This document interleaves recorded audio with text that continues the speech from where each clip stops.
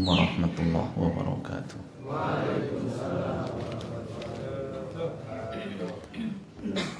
Alhamdulillah, wassalatu wassalamu ala rasulillah wa ala alihi wa sahbihi wa man tabi'ahu bi ihsanin ila yaumil qiyamah, amma ba'd. Baik jamaah Bapak Ibu sekalian, hadirin hadirat yang dimuliakan Allah, pada pagi ini kita akan melanjutkan kembali pembahasan fikih. Yang kemarin kita masih membahas terkait rukun-rukun salat menurut ulama Syafi'iyah di dalam kitab Ghayatul Taqrib di sini. Nah, kita akan lanjutkan pada rukun yang selanjutnya, yaitu rukun yang kelima. Ya, rukun yang kelima. Qala al-musannifu rahimahullah. Wa ruknul khamisu, dan rukun yang kelima, ya, wal khamisu ar-ruku', yaitu ruku'. Ya, ruku'.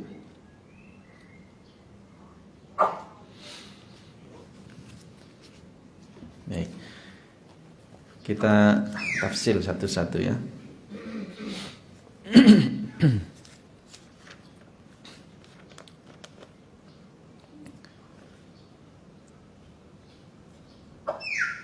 Apa yang dimaksud dengan ruku'? Nah, kita sering mendengarnya ya, ruku' ya, di dalam sholat. Maka dari kalimat atau dari kata, akar kata roka'ah, yarka'u, yang artinya secara lughah ataupun secara bahasa itu adalah mutlaqul inhina, ya, membungkuk. Jadi ruku' itu secara bahasa artinya adalah membungkuk. Jadi ketika seseorang sudah bahasa Jawanya mendoyongkan. Doyong, tahu enggak Pak? Doyong. Ya. Apa namanya? Memiringkan sedikit gitu ya. Itu sudah masuk dalam kategori kalimat ruku secara bahasa. Ya.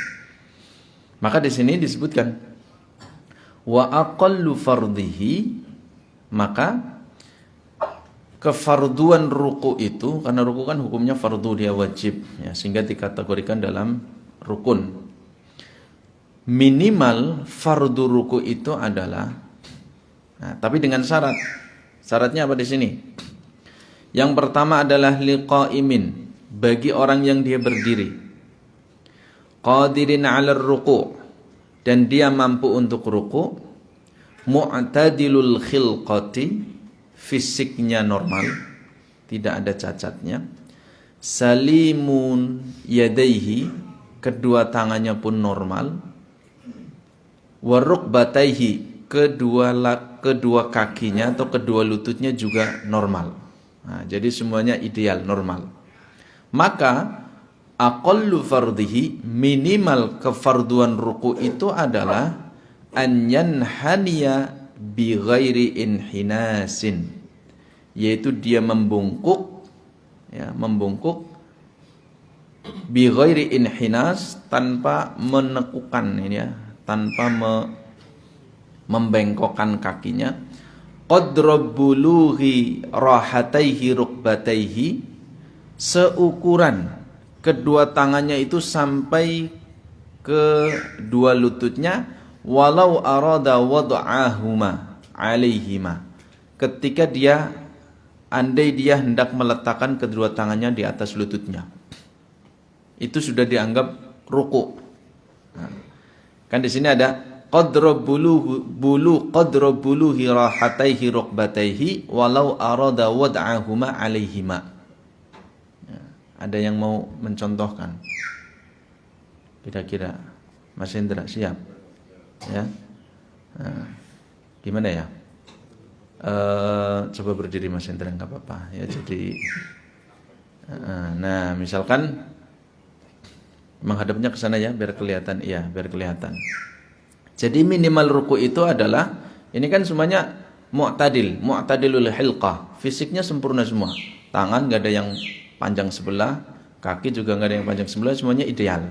Maka minimal ruku itu adalah an yanhaniya bi ghairi inhinas. Jadi kakinya harus lurus.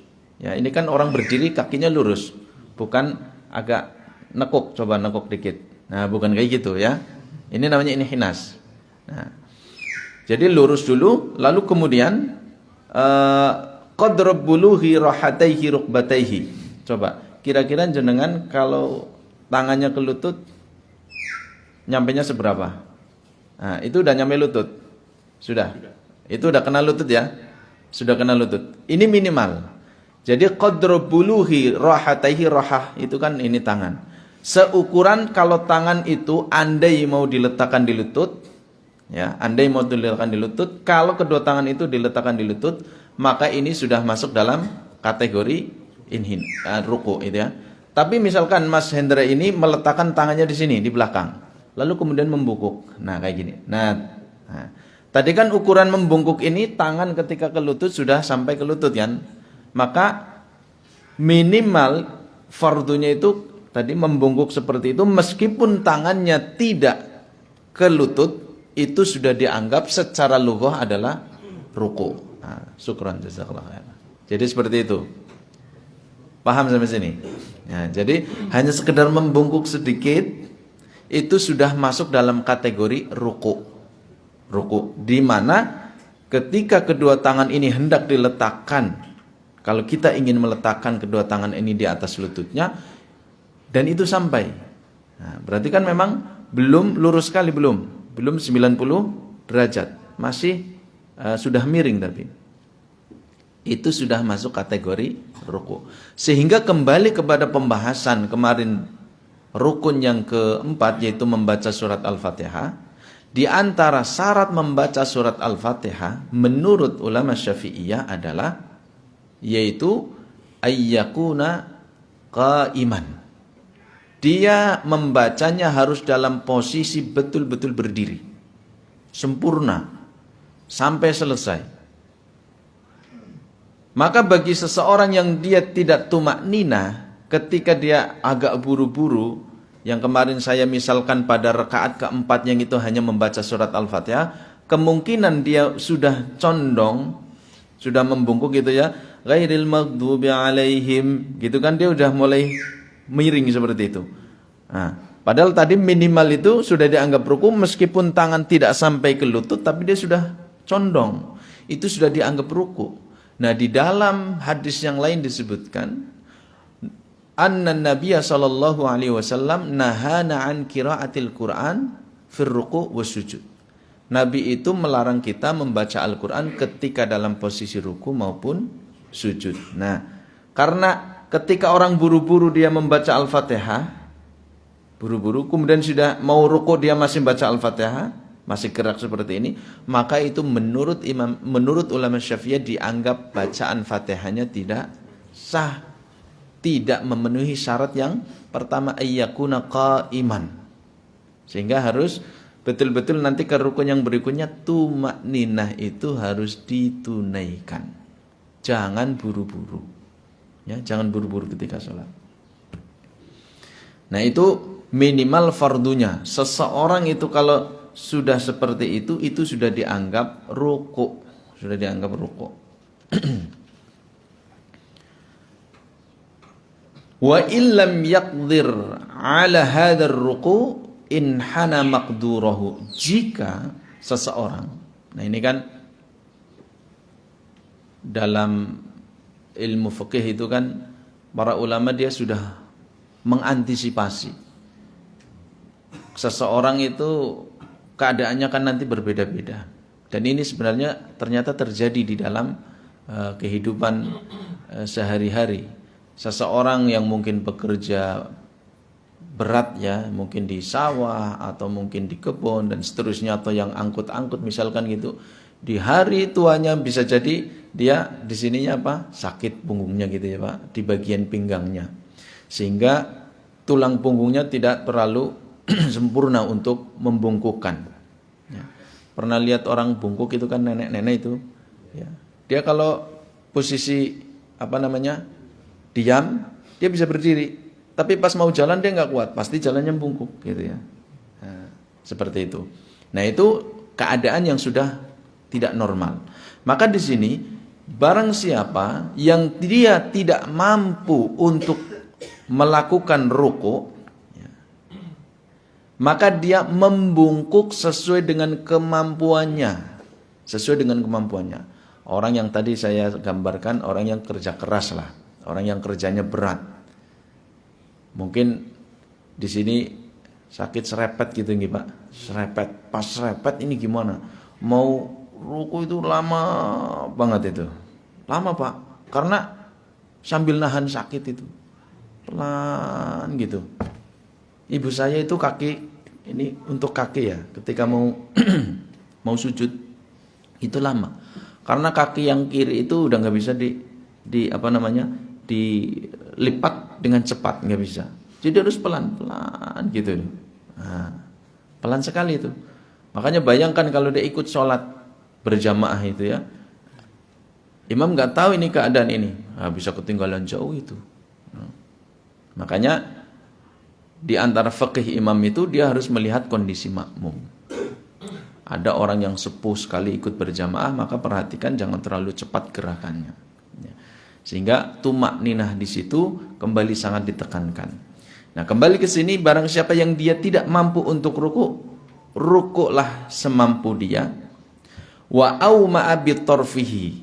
Misalkan seperti tadi, dia hanya bisa sedikit saja membungkuknya, tapi itu sudah masuk kategori makna ruku. Ditambah di sini menurut ulama Syafi'iyah, au ma'a bitarfihi, ditambah dengan isyarat mata. Nah, seperti itu. Jadi tambah isyarat mata menggambarkan bahwa dirinya betul-betul sudah sampai ruku yang nanti dianggap sebagai ruku yang paling sempurna. Nah, ditambah dengan isyarat mata. Kemudian wa akmalur ruku'i. Adapun ruku', ya, posisi ruku yang paling sempurna, taswiyatur raqi'i dhahrahu. Orang yang ruku dia meluruskan punggungnya. Meluruskan punggungnya. Ini yang paling sempurna. Wa unuqahu, dan lehernya. Bihaitsu yasirani kasafhatin wahidatin. Seolah-olah antara punggung dengan leher otomatis kepala, seperti papan, satu papan. Safhatin wahidah, satu papan. Nah, karena di sini ada fasal, ada munfasal, engsel gitu ya. Leher itu kan bisa digerakkan. Nah, sehingga leher itu bisa naik, yarfa, atau bisa yakhfat, nunduk seperti ini. Tapi akmalur ruku yang paling sempurna adalah meluruskan punggung dan leher, di mana antara kepala ya dengan punggung itu betul-betul lurus seperti satu papan. Wa nasaba saqaihi, meluruskan betisnya tadi, meluruskan betisnya. Wa akhadha rukbataihi biyadaihi, dan menggenggam atau memegang kedua lututnya. Jadi ini koreksi bagi teman-teman atau bagi di antara kita yang kadang ruku itu memegang tulang kering, betis. Pernah lihat, Pak? Ya, jadi memegangnya itu di bawah ruku, di bawah lutut gitu ya. Pegangnya di bawah lutut. Inilah hikmah di mana Allah Subhanahu wa taala berfirman, "Wa laqad khalaqnal insana fi ahsani taqwim." Jadi Allah itu menciptakan manusia itu sangat sempurna dalam bentuk fisik yang sempurna, tidak ada kurangnya. Yang tinggi dengan yang pendek, maka dia semuanya ideal. Mas Hendra tinggi, saya pendek gitu ya. Maka ketika ruku akan dibuat ketika tangan ini memegang lutut, punggung sama kepala bisa lurus. Coba bayangkan, kalau saya tingginya sekian, tapi tangan saya panjang sama Mas Hendra. Meletakkan tangan di lutut, maka akan lebih naik seperti ini, tegak gitu ya. Nah, maka walaqad khalaqnal insana fi ahsani taqwim. Sehingga di sini koreksi bagi kawan-kawan, jika ada yang sholatnya demikian, mohon diperbaiki. Jadi, ketika kita ruku, kita harus meletakkan kedua tangan ini di lutut, bukan di paha, bukan di tulang kering di betis itu, tapi di lutut. Ya. kita sebutkan, saya tambahkan di sini beberapa dalilnya, ya, hadisnya. Yang pertama,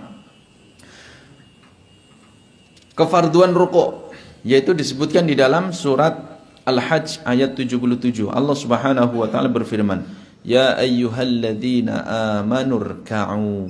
Wahai orang-orang yang beriman, rukuklah kalian. Rukuk. Ya. Nah, di sini perintah dari Allah, wal amru yaqtadil wujub. Dalam ilmu usul, perintah itu menunjukkan sesuatu yang wajib. Kemudian di dalam hadis yang panjang, ya, hadis yang panjang tentang hadis seseorang yang dia salah sholatnya. Nah, ini pelajaran bagi kita. Saya bacakan ini hadis riwayat Bukhari dan Muslim. Diriwayatkan dari Abu Hurairah radhiyallahu anhu, anna Rasulullah sallallahu alaihi wasallam dakhala al-masjid.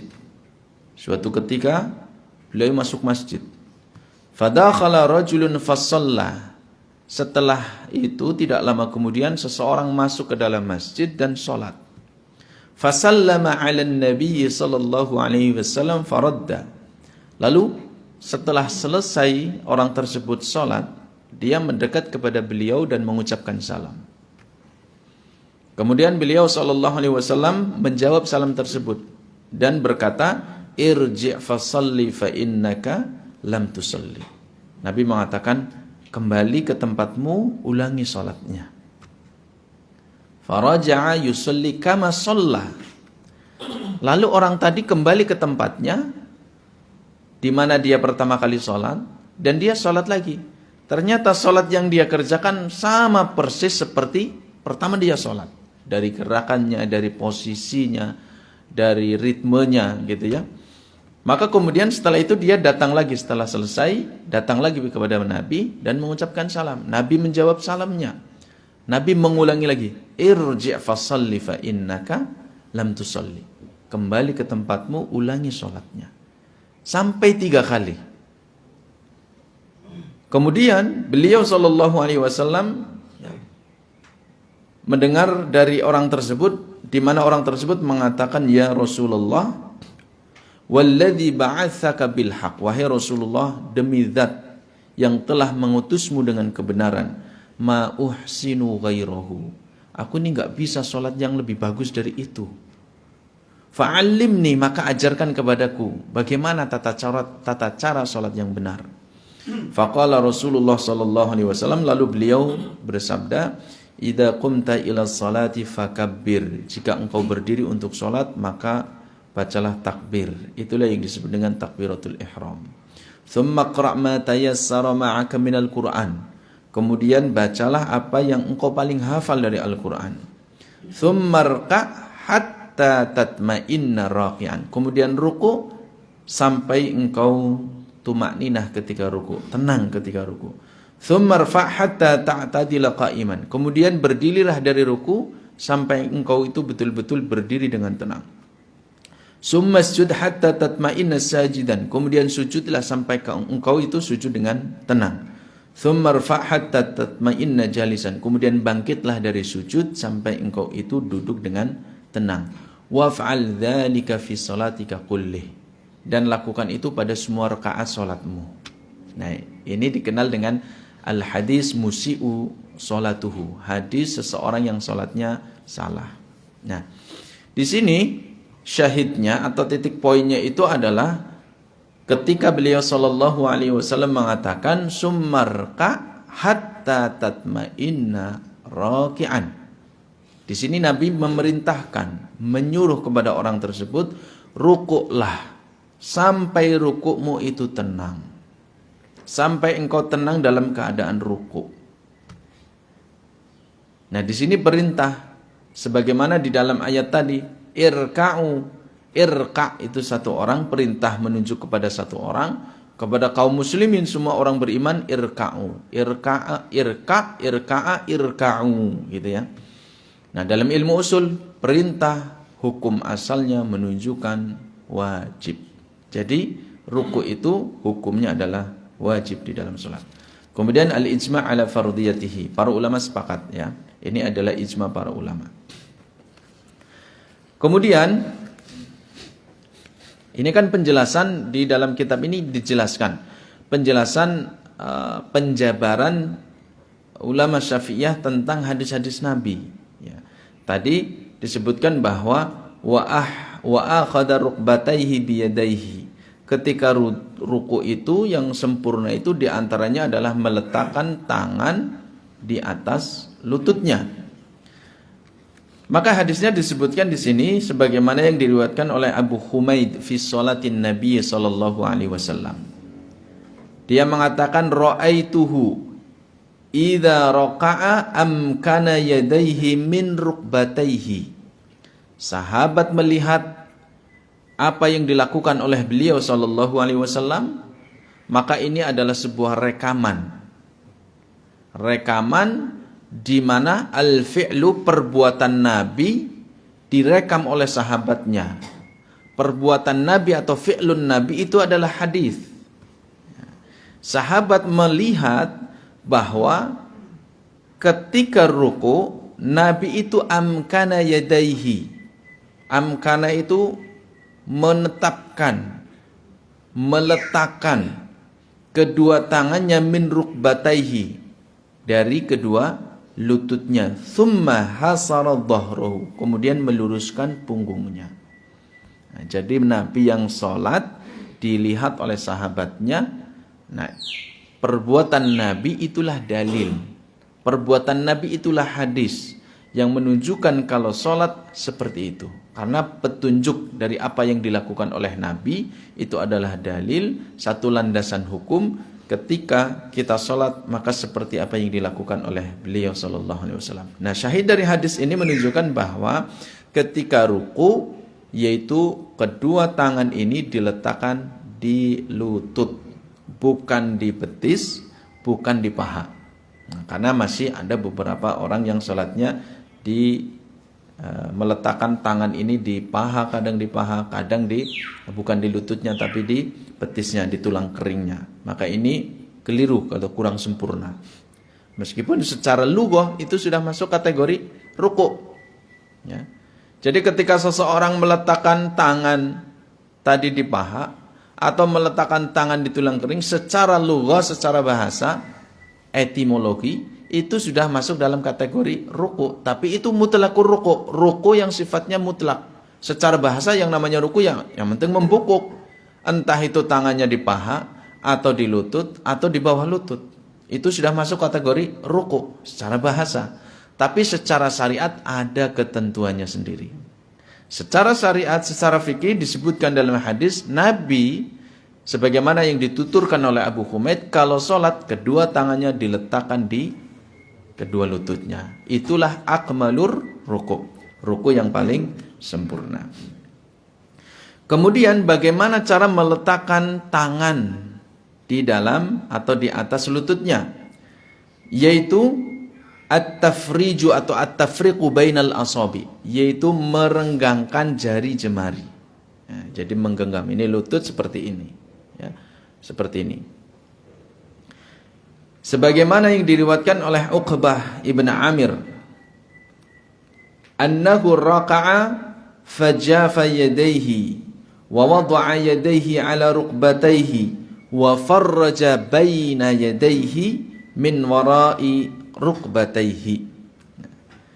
Bahwa beliau bahwa Uqbah bin Amir ketika dia sholatnya, jadi ketika dia sholat, Uqbah bin Amir mempraktekkan. Dia ketika sholat adalah jafa yadaihi, ya, tata jafa itu kan melebarkan, ya, merenggangkan kedua tangannya dari perutnya, wa wada'a yadaihi ala rukbatayhi, meletakkan kedua tangannya di atas lututnya. Kemudian apa yang dia lakukan oleh jari jemari ini? Wa farraja asabi'ahu au baina asabi'ihi, merenggangkan. Nah, ini ya.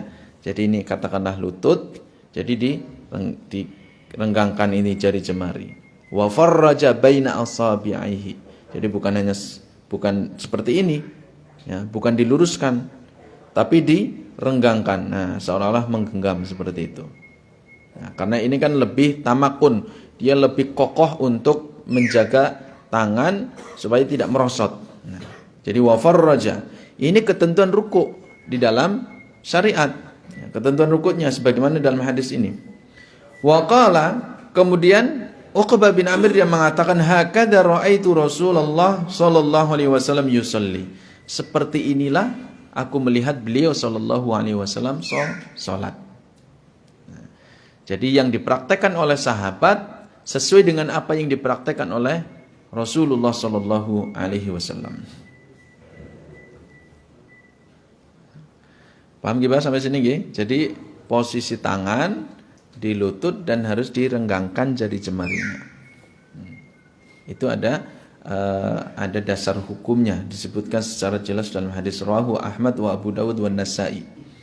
Ada di dalam kitab Musnad Ahmad, kitab Sunan Abu Dawud dan kitab Sunan An-Nasa'i. Semuanya kitab hadis. Kemudian tadi disebutkan di sini yang namanya ruku yang sempurna itu adalah tasfiyatur raqi dhahrahu wa unuqahu bihaitsu yasirani kasafhatin wahidah.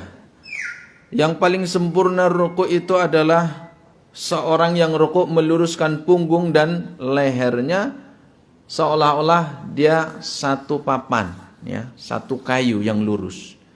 Nah, maka disebutkan dalam hadis apa yang mendasari perkataan tadi, penjelasan atau penjabaran ulama tadi, yaitu hadis yang diriwayatkan oleh Imam Bukhari dan Muslim sebagaimana yang dituturkan oleh Aisyah radhiyallahu anha tentang adamur raf'ir ra'si wa khafdhihi. Tidak bolehnya mengangkat kepala maupun menundukkan kepala ketika ruku. Nah, ya Pak. Ya. Jadi penjabaran ya di sini di dalam kitab ini bahwa ketika itu ruku itu harus tasfiyatur raqi dhahrahu wa unuqahu bihaitsu yasirani kasafhatin wahidah. Itu adalah penjabaran dari hadis yang dituturkan oleh Aisyah radhiyallahu anha. Beliau mengatakan kana Rasulullah sallallahu alaihi wasallam, adalah Rasulullah sallallahu alaihi wasallam idza raka'a lam yarfa' ra'sahu. Ketika beliau ruku tidak mengangkat kepalanya. Nah, leher mal lurus tapi ujung kepala naik. Dongak gitu ya. Itu enggak boleh. Walam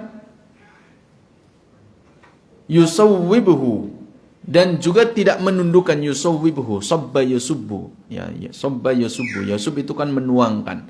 Nah, di mana-mana yang namanya menuangkan kemana Pak?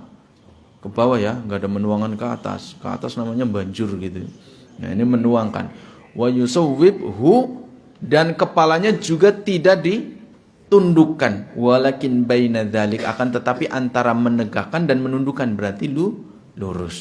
Nah ini, jadi ini koreksi bagi kita yang masih keliru ketika ruku, maka bagaimana kita bisa mempraktekkan antara punggung dengan kepala itu bisa lurus, yaitu sebagaimana yang dikatakan oleh beliau sallallahu alaihi wasallam tatkala beliau salat, kemana pandangan beliau, yaitu meletakkan pandangan beliau itu alal ardi wa alqabasarahu ilal ardi. Beliau itu meletakkan pandangan matanya itu ke ardi, ke tempat sujud ya, pasnya itu ke tempat sujud. Jadi posisi kita itu kalau sujud yang mu'tadil, yang ideal itu, katakanlah kita sujud dikasih titik di situ, kasih tanda. Maka ketika kita posisi ruku, kita mandang ke tempat sujud, kepala kita itu akan lurus, Nah, ketika kita berdiri, kita mandang ke tempat sujud, kepala kita akan tegak, nggak mungkin ke atas gitu ya, atau nunduk bukan gitu, kayak orang ngantuk gitu. Ya. Jadi orang sholatnya tegak gini ya, kepala biasa, tapi pandangan ke sana biasa aja, nggak perlu kayak gini, turu apa ya, gitu kan? Atau orang sholatnya kayak gini, lamun, nah gitu kan? Maka tidak boleh melihat ke langit ke atas, tidak boleh pandangan mata itu dilemparkan kemana-mana, itu nggak boleh. Ketika sholat pandangan mata adalah ke tempat sujud, dan itu melengkapi ini semua, Ketika pandangan ke tempat sujud dalam keadaan ruku, maka punggung dan kepala itu akan lurus, sehingga disebutkan di dalam hadis yang lain, annahu kana, adalah beliau sallallahu alaihi wasallam ketika raka'a, ketika ruku, lau kana qadhu ma'in ala dhahrihi ma taharraka andai di punggung beliau itu diletakkan satu gelas air, kemudian beliau dalam posisi ruku, maka nggak akan bergerak itu, nggak akan bergerak, nggak akan tumpah, gitu ya, nggak akan goyang, nggak akan jatuh itu gelas airnya. Artinya betul-betul lurus. Nah, kapan seseorang itu bisa meluruskan punggung ini? Kapan? Kalau dia betul-betul tumakninah, ya, tumakninah. Maka sambungannya di sini wasadisu, rukun yang keenam itu adalah at-tumakninatu, yaitu dia tumakninah. Rukun yang keenam sebagaimana hadis tadi, tsummarka, sambungannya hatta tatma'inna raqi'an, sampai betul-betul dia tenang rukuknya. Bagaimana bisa tenang? Seluruh anggota yang terkait dengan rukuk dia letakkan pada posisinya masing-masing. Tangannya, kemudian jari jemarinya, punggungnya, kepalanya sebagaimana hadis yang tadi, pandangan matanya, kemudian setelah itu baru dia membaca bacaan ruku, ya. Maka di sini yang dimaksud tumakninah dalam ruku, saya baca di dalam kitab Al-Fiqh Al-Islami wa Adillatuhu, itu termasuk kitab kontemporer tapi menjelaskan tentang masalah fikih ulama-ulama Syafi'iyah, ya. Beliau menjelaskan bahwa yang dimaksud tumakninah itu adalah minimal tumakninah ini ayyam kutha fi hayatin hatta tastaqirra a'dha'uhu raki'an qadra tasbihatin fir ruku'i was sujudi wa fir raf'i minhuma. Minimal tumakninah itu adalah seseorang diam dalam posisinya.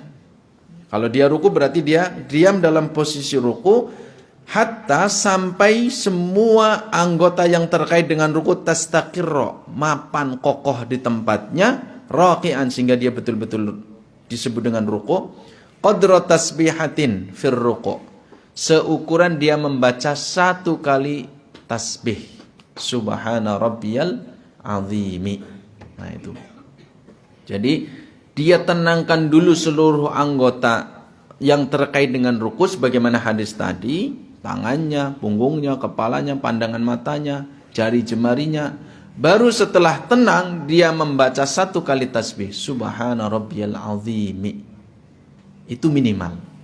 Nah, makanya bagaimana kalau orang sholatnya Allahu Akbar, Allahu Akbar, gimana ya? Sholat tarawih bisa 10 menit selesai, 21 rakaat 10 menit selesai, ya. Ngalah-ngalahin Rossi, ya. Orang balapan itu aja setengah jam. Balapan itu berapa kali putaran. Ini 21, ya, selesai 10 menit. Maka ini sangat disayangkan. Sangat disayangkan. Apalagi disebutkan di dalam hadis yang lain, saya bacakan di dalam kitab At-Targhib wa Targhib, hadisnya hasan, innar rajula. Ini untuk ya nasihat kita semua. Kata beliau sallallahu alaihi wasallam, ada seseorang la yusalli sittina sana, salat selama 60 tahun. Berarti dia usianya lebih dari 60. Karena orang salat itu diwajibkan setelah balik. Laki-laki 15 tahun kalau pakai standar umur, perempuan pakai standar umur 9 tahun. Karena rata-rata 9 tahun sudah haid. Laki-laki 15 tahun ya sudah ihtilam. Gitu. 60 tahun, berarti kalau ditambah 15 tahun, 75 tahun dia usianya. Nah, dia sholat selama 60 tahun. Ma tuqbalu lahu sholatun, tapi sholatnya tidak ada yang diterima. Tidak yang diterima. Nah, ini kan rahasia. Kita nggak tahu, gitu ya. Kalau ada absen, misalkan setiap kita kali sholat masuk ke masjid, net, gitu ya. Kemudian setelah selesai sholat kita keluar masjid. Ting rong, salatnya diterima. Jelas kan? Besok masuk lagi duhur, net, keluar duhur, ting rong, diterima. Asar, net, keluar lagi, net, salatnya ditolak. Nah, kan enak ya? Enak nggak? Jelas kan? Kalau ditolak berarti ulangi lagi sampai keluarnya ting rong, gitu kan? Nah, tapi kan ini enggak. Keluar masjid, masuk masjid, keluar masjid, masuk masjid, keluar masjid. Atau di rumah kalau salat munfarid misalkan, salat takbir salam selesai. Mana yang diterima, mana yang tidak? Rahasia. Rahasia. Kita nggak ada yang tahu. Nah, tapi di sini setidaknya Nabi memberikan kisi-kisinya, mana yang diterima, mana yang tidak. Nah, ini Nabi sudah menjelaskan, ada orang, ini sebagai nasihat bagi kita, orang sholat 60 tahun, tapi nggak diterima, la tuqbalu lahu sholatun. Salah satu alasannya apa, wahai Rasulullah? La'allahu yutimmar ruku, bisa jadi dia rukunya sempurna, wala yutimmas sujud, tapi sujudnya nggak sempurna. Nggak buru-buru gitu ya. Wala yutimmas sujud wa yutimmas sujud wala yutimmar ruku. Sujudnya sempurna tapi rukunya tidak sempurna. Tumakninahnya itu tidak ditunaikan. Makanya ini catatan bagi kita untuk berhati-hati ketika sholat. Artinya harus banyak koreksi bagi kita, harus banyak hal-hal yang harus kita perbaiki di dalam sholat kita. Kemudian ada juga peringatan dari beliau sallallahu alaihi wasallam yang diriwayatkan oleh Abu Qatadah anna Nabiy sallallahu alaihi wasallam. Ini pentingnya rukuk nih, rukuk sujud di dalam salat. Bahkan sujud itu nanti kalau ada pembahasan sujud itu bisa dianggap mewakili salat secara utuh ya. Ada seorang sahabat datang kepada beliau sallallahu alaihi wasallam, "Ya Rasulullah, dhulluni ala amalin yudkhiluni Allahul jannah." Tunjukkan ya wahai Rasulullah kepadaku suatu amalan yang aku kerjakan yang Allah akan memasukkanku ke dalam surga. Kata beliau, alaikum biqasrati sujud. Perbanyaklah sujud. Artinya sholat. Jadi sujud itu dianggap mewakili sholat. Nah di sini ada peringatan dari beliau sallallahu alaihi wasallam. Kata beliau, aswa'un nasi sarikotan alladhi yasriku min sholatihi. Ada orang begal, ada orang nyuri di bank, ada orang nyuri sekarang namanya lewat itu online gitu ya, nyuri lewat bank gitu kan, rekening gitu. Ada orang nyuri ke rumah, ada yang pakai tuyul dan seterusnya, itu nyuri. Dari sekian banyak pencuri kata beliau sallallahu alaihi wasallam, aswa'u sariqatan alladhi yasriku fi shalah, orang yang nyuri dalam sholat. Bukan orang yang lagi sholat ceceran, yang satu HP-nya nongol gitu ya, nongol kemudian diambil masukin ke saku kita. Bukan mencuri ketika sholat, bukan maksudnya.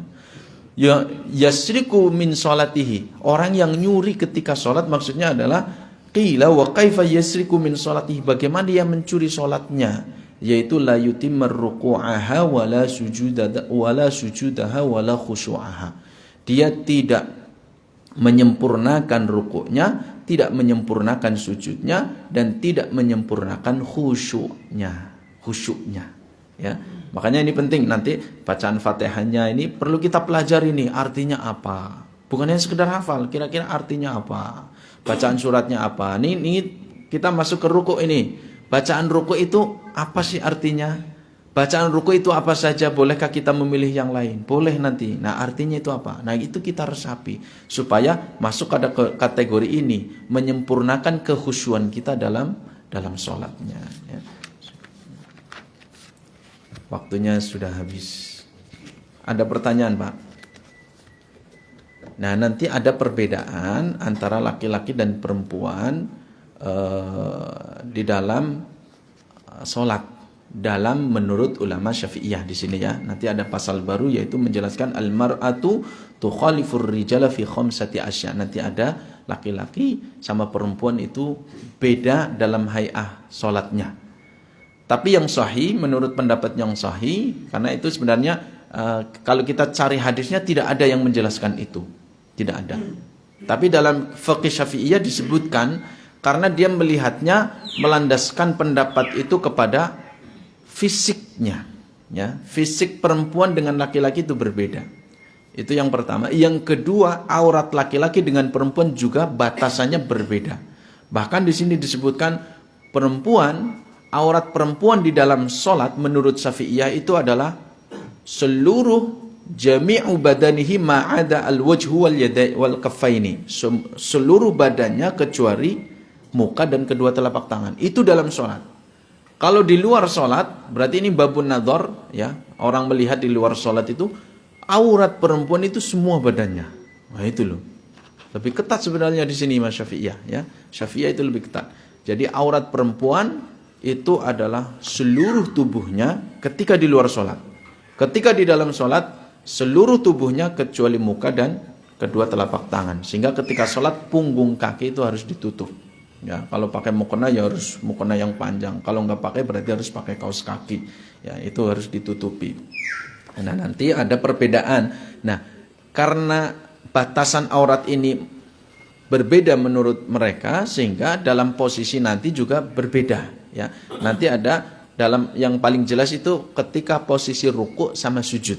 Nah, nanti ada sedikit perbedaan bagaimana sujudnya perempuan dan sujudnya laki-laki, kemudian rukuknya perempuan dan rukuknya laki-laki ya.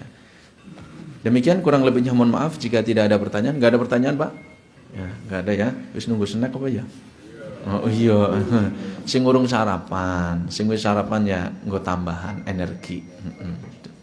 Demikian kurang lebihnya, mohon maaf. Mudah-mudahan bisa dipahami, bisa menjadi koreksi kita yang selama ini mungkin ada kurangnya, maka silakan diperbaiki karena di antara tujuan kita belajar itu adalah untuk memperbaiki diri kita. Kurang lebihnya mohon maaf. Subhanakallahumma wa bihamdika asyhadu an la ilaha illa anta astaghfiruka wa atubu ilaik. Assalamualaikum warahmatullahi wabarakatuh.